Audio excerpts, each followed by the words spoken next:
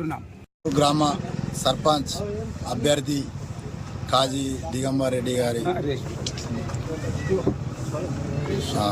సతీమణి అయిన రేష్మ గారిని బెల్లాపూర్ గ్రామ ప్రజలందరూ కూడా గ్రామ అభివృద్ధి కోసం గ్రామంలో రోడ్లు కానీ మోరీలు కానీ ఇంకా ఇతర ఇండ్లు ఇందిరమ్మ ఇండ్లు కానీ అనేక సమస్యల పరిష్కారం కోసం గ్రామ ప్రజలందరూ కూడా అన్ని వర్గాల ప్రజలు